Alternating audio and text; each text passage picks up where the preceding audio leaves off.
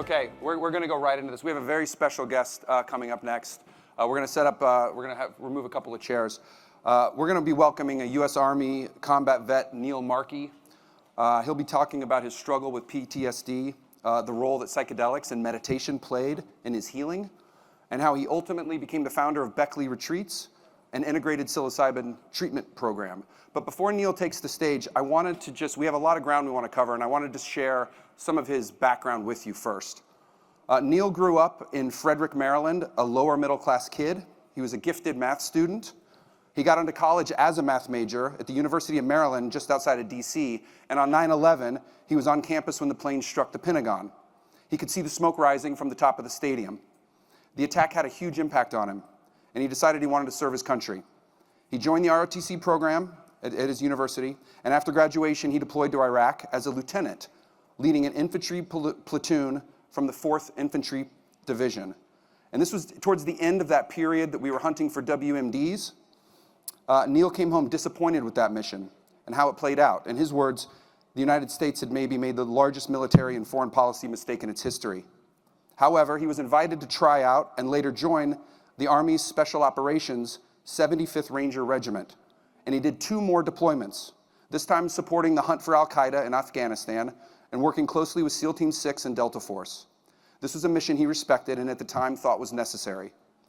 But during the next 3 years, he lost several close friends. He faced extreme and life-threatening situations in the field. And when he finally came home in 2012, as he says, he came home a different person. He was burnt out, and he decided to leave the service. Not knowing what to do next, he decided to get his MBA at Columbia University in New York City. And this was when the post-traumatic stress really started to hit him. He was at a low point, and he felt like everything was just about making money. He felt very disconnected from his classmates, who had this seeming lightness for life, while he was spiraling on the inside. Depression, anxiety, alcohol, a divorce. He says the bottom just fell out. He kept it very well hidden, but he was close to suicide. It was one of his professors who noticed that something was wrong. It was a professor who taught mindfulness. He saw through Neil's tough exterior, he saw that he was suffering, and he invited him to a meditation retreat that he was hosting upstate. Neil said this invitation saved his life. He learned how to meditate, he decided to study it formally, and he later became an instructor. He also learned about psychedelics, and he participated in his first psilocybin ceremony in 2013. All of this had a profound impact on his life, his outlook, his sense of purpose and connectedness to the world, and that's what he's here to talk to you all about today. We're honored to have him. Please give a warm welcome to Neil Markey.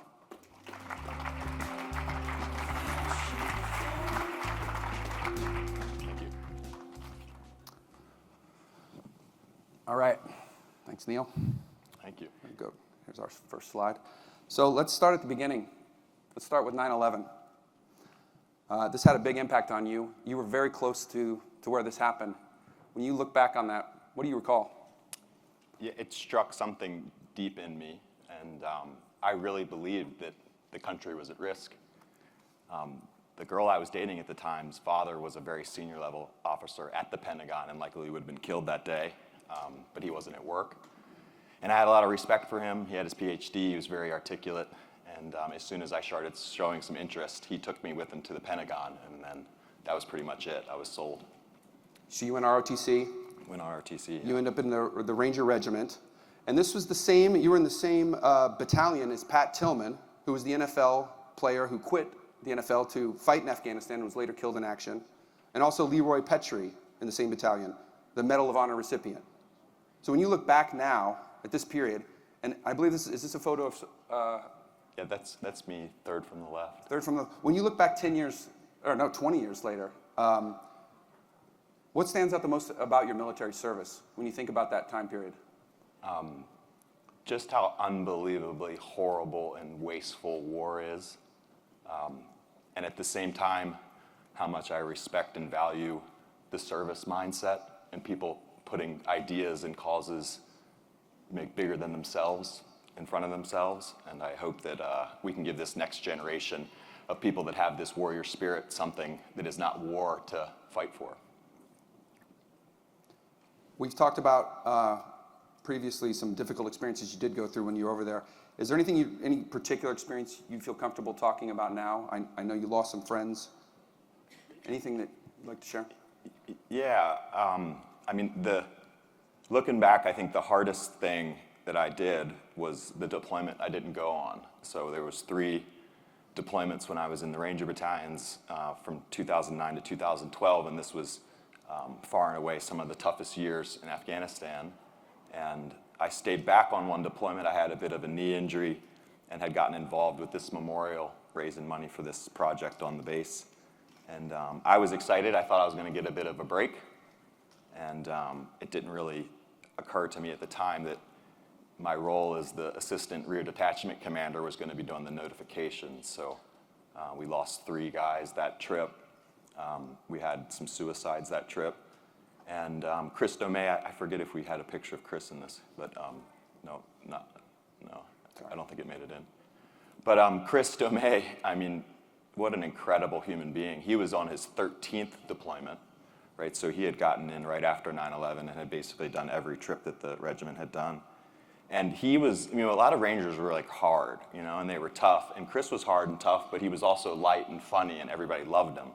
And he would laugh and joke, and he was the soul of the unit, and everybody thought that he was pretty indestructible. And he stepped on a pressure plate mine, and it cut him in half, and he was alive for about a minute.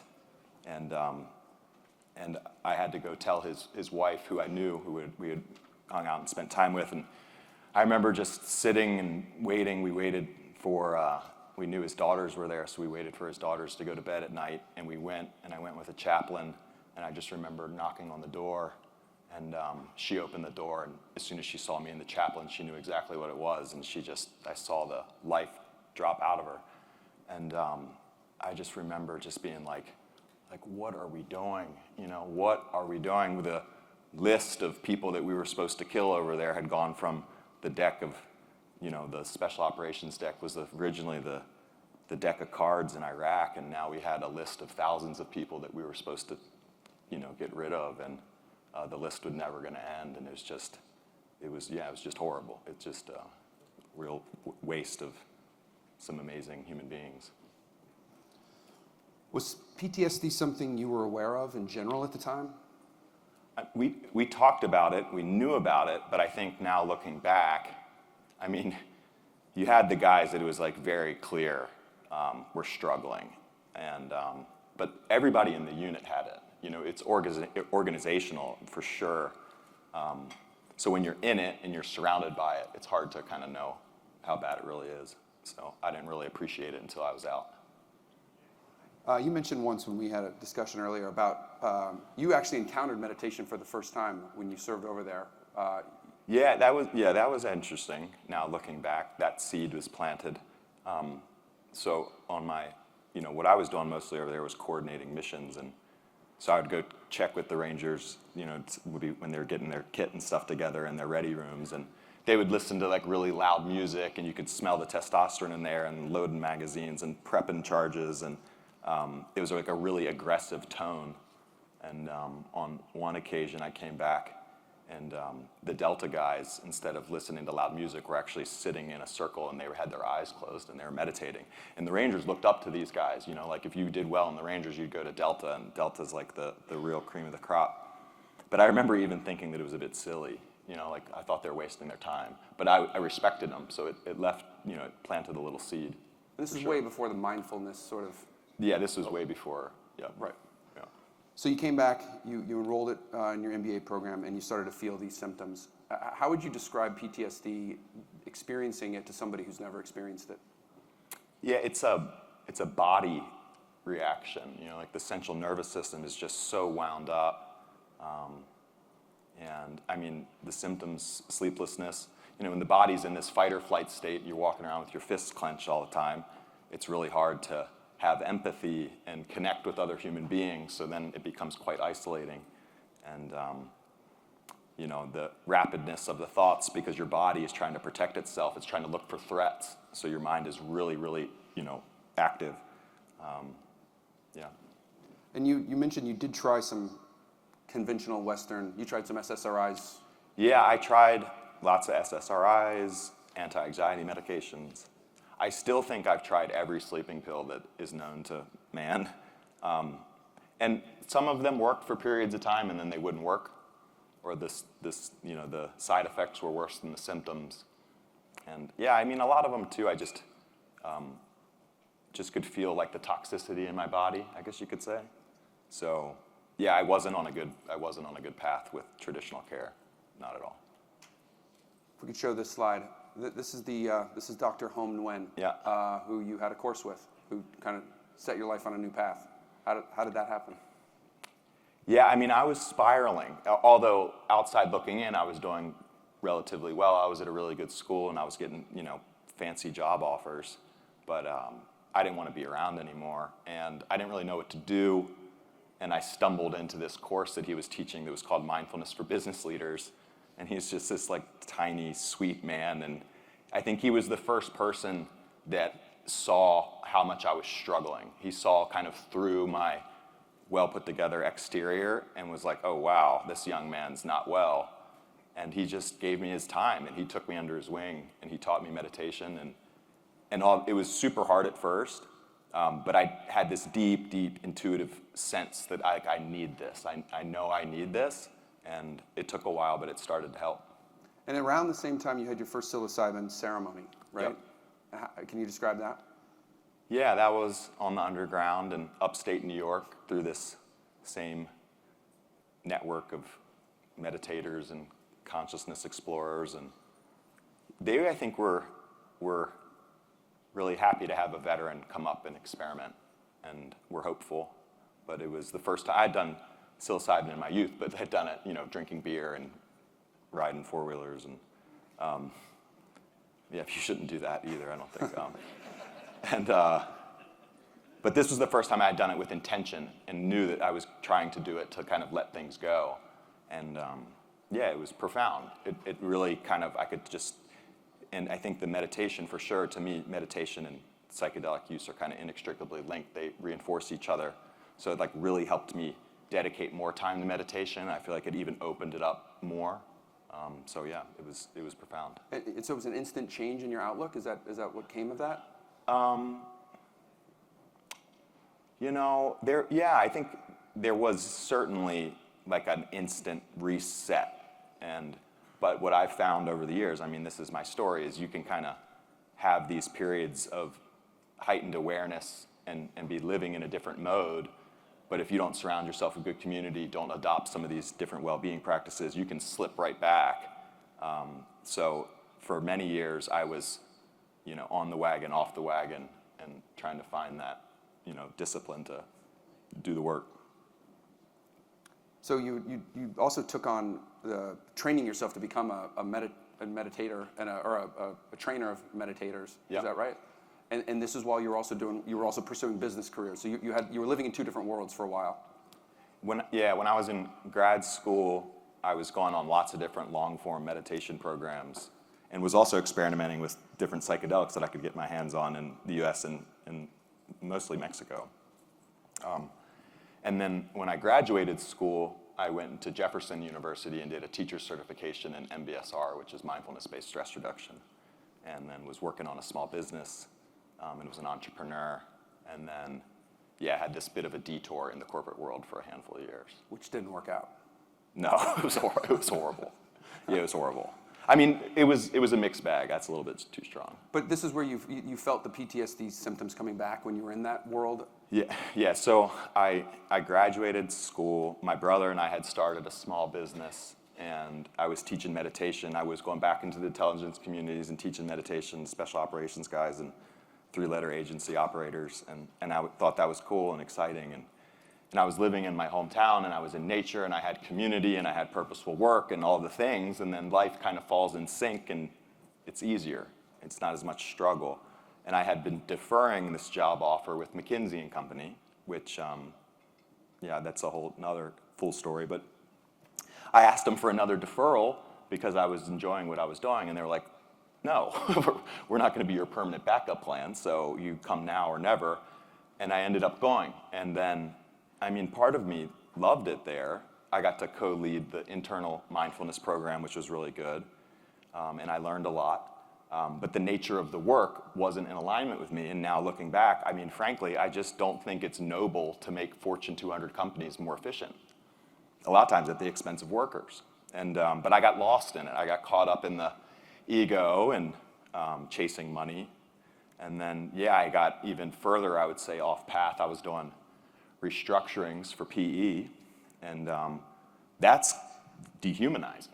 I mean, that's horrible. They don't even pretend to try and hide it there. It's the worst of the worst. And I ended up with a fancy title and a lot of material things and completely miserable again with struggling relationships. And looking around at my peers, and none of them, most of them had, weren't veterans, but a lot of them had similar kind of PTSD symptoms. Disconnection, lack of sleep, anxiety, and it's just from shitty work environments. So, yeah, and I left a few years ago, and we'll never go back. Let's jump ahead if we could show this slide. How did you meet this woman, Amanda Fielding? Amanda, oh, what and for a those treat. who don't know, who is Amanda Fielding? I mean, she's just a legend. She's the founder and executive director of the Beckley Foundation, which has been studying psychedelics for decades, and she's a visionary, and she's brilliant, and she's hilarious, and it's never been about recognition or money. It's just been that she thought these compounds could help the world, and she just has been working 14 to 16-hour days for her whole life trying to get them to the planet. So yeah, it's really, really special.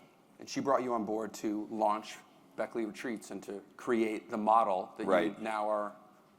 Yeah, it's a cool story. So when I left the corporate world, I didn't know what I was going to do, but I had been well before, so I knew like what was wrong. It's like I need to meditate, I need to get in nature, I need to get away from shitty people, and I need to like find some purposeful work. And so I did that, and I ended up in Mexico, and then was teaching meditation there. I was spending a lot of time with the Huichol, which is the local indigenous people there. They've been using plants for thousands of years. They think it's hilarious that the West is coming back around.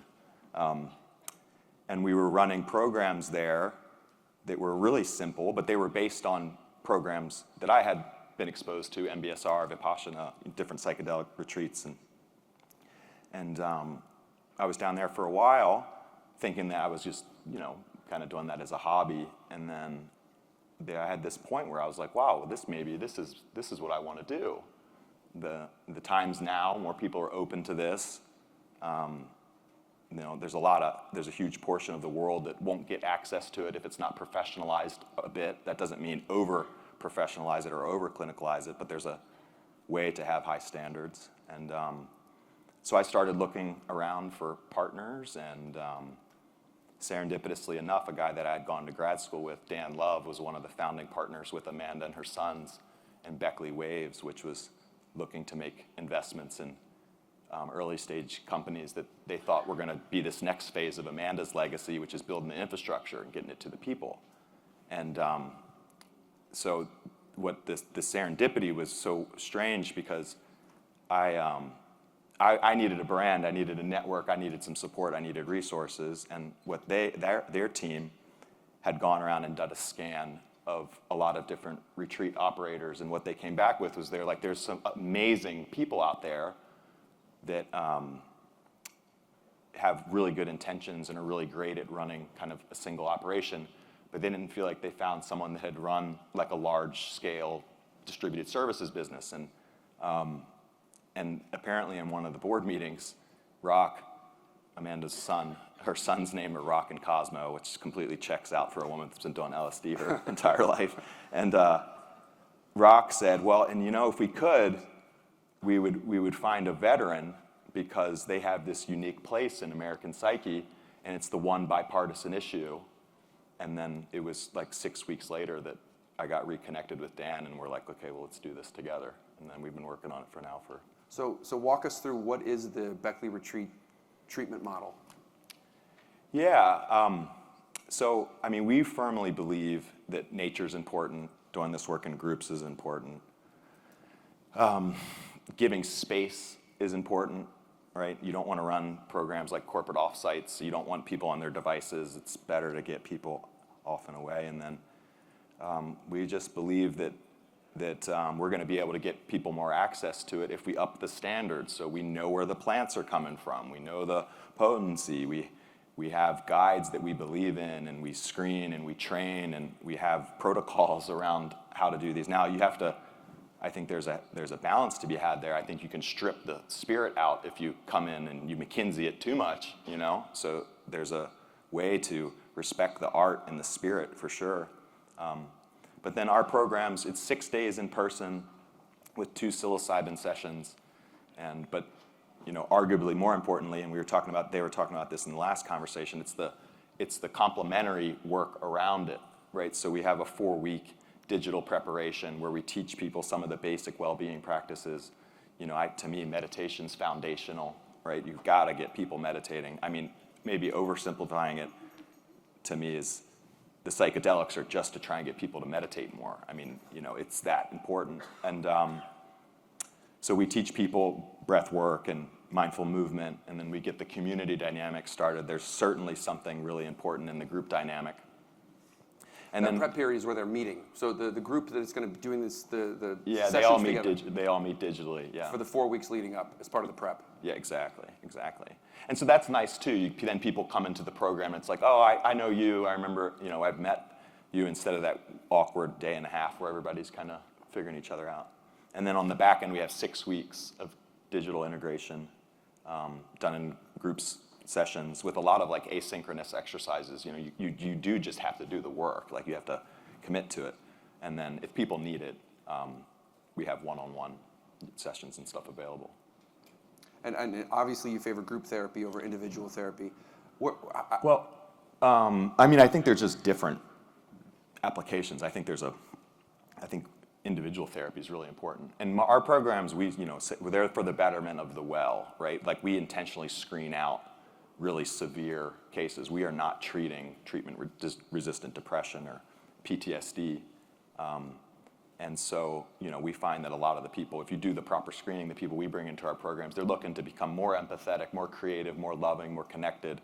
And so you can get away with a different kind of delivery model. What is that screening process like? What are you screening out? What are you looking for?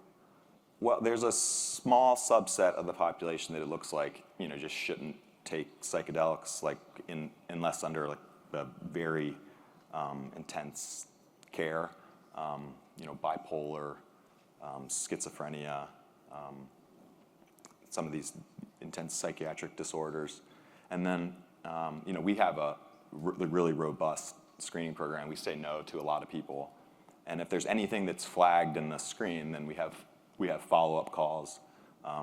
You know, we use the ACE score. We're also trying to get an understanding of just like what's the level of trauma, because we're trying to manage for the group dynamic too. Not that we don't want to help everyone, but if you have someone come down that's got a really high ACE score and you know that's going to be really tough, then that's going to take a lot of the resources to manage that, and that's just not what we're kind of situated to do. So we direct them to places that have more one-on-one intensive care.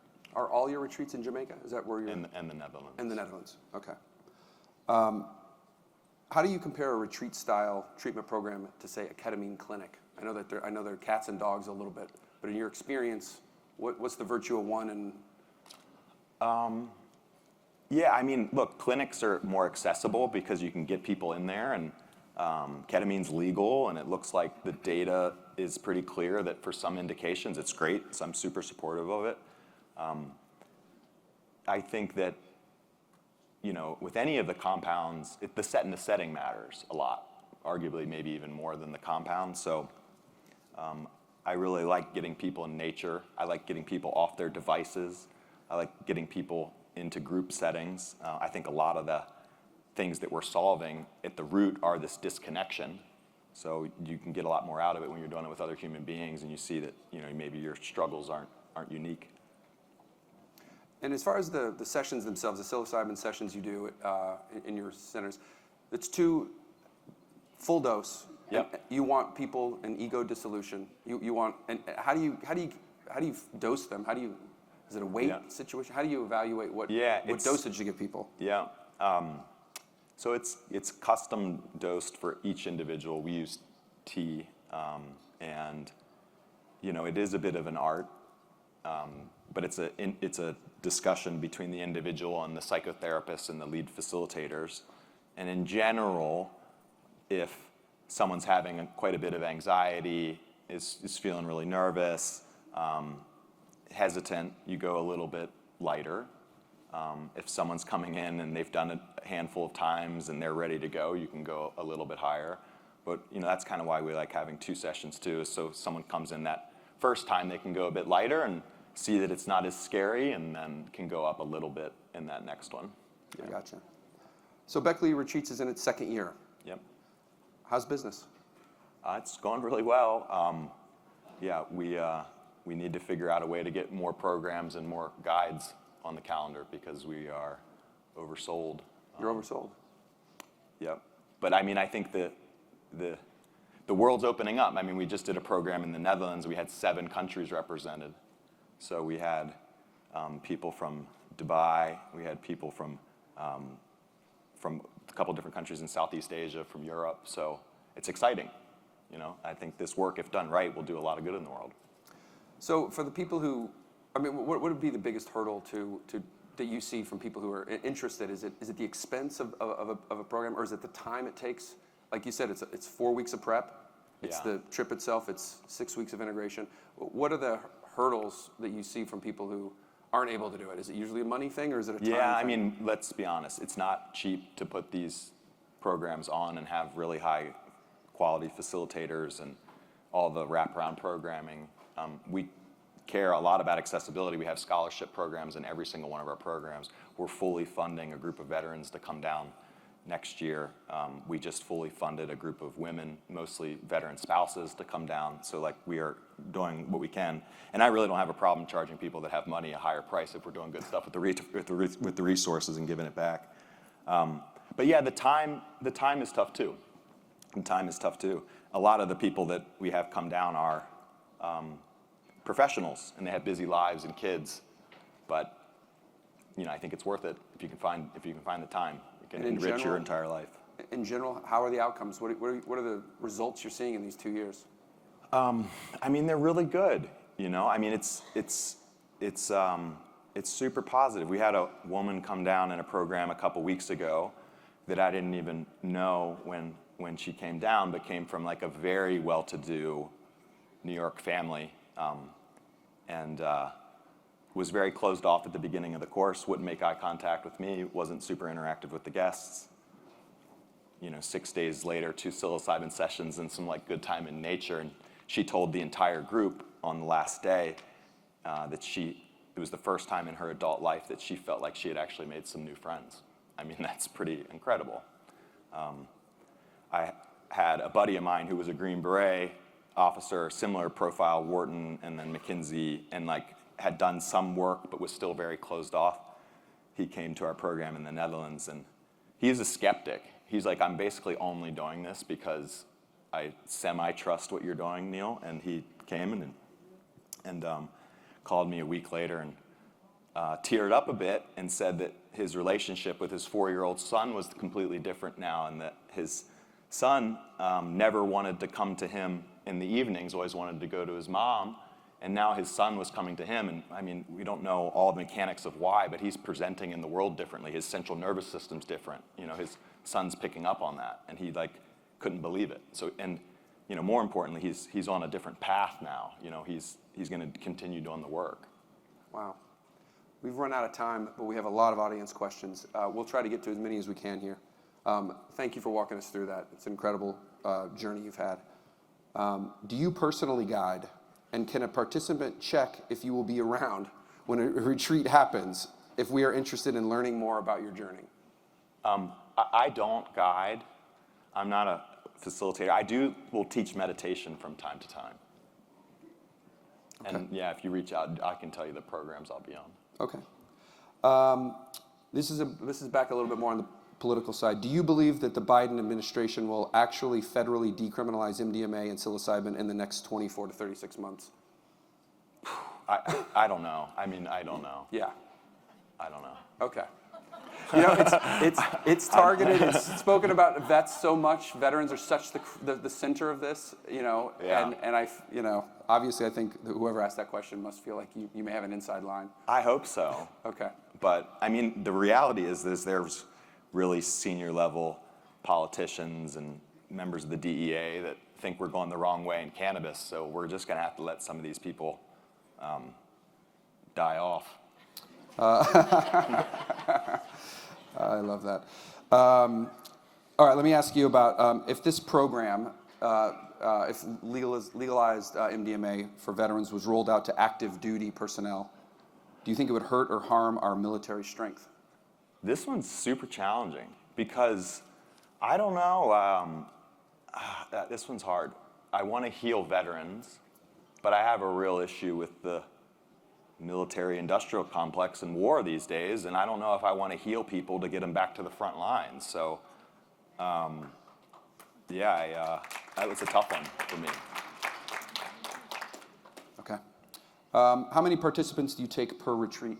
Usually 15 to 20, and with a group of 15, we'll have 5 to 6 facilitators, and with a group of 20, we'll have 6 to 7 facilitators. Okay. I wanted to ask this one earlier. You know, we talk about all the positive outcomes, and you just shared 2 great ones. Have you seen any negative outcomes at Beckley Retreats? Yeah. You know, the medical screening, well, sometimes people have illnesses that they're not even aware of, you know, and they answer the questions to the best of their ability, and then you get people down, and then you're like, oh, well, there's more here. So you have to have protocols in place to then deal with someone that maybe shouldn't be there. So we've had one of those.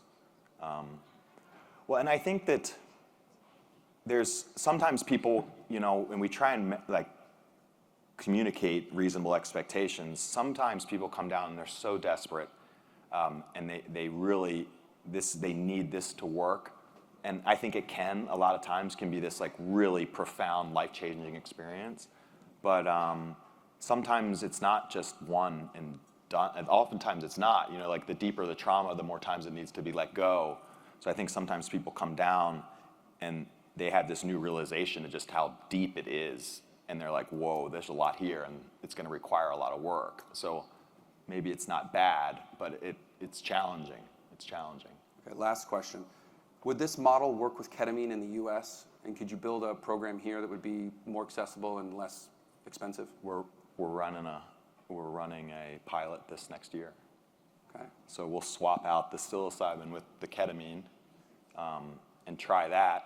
Because I do think that the comprehensive approach, you know, I think we can learn a lot from adult learning science and habit change and the way to sequence the content and deliver material and get people to do the work. So I think the compound is, you know, less of an emphasis as the wraparound program in the prep and integration. But I'm hopeful I hope we can get to psilocybin in the U.S. soon, because I think that psilocybin's pretty special. Hear, hear. Neil, thank you so much for joining us today. Really appreciate it. Thanks, man. That was great.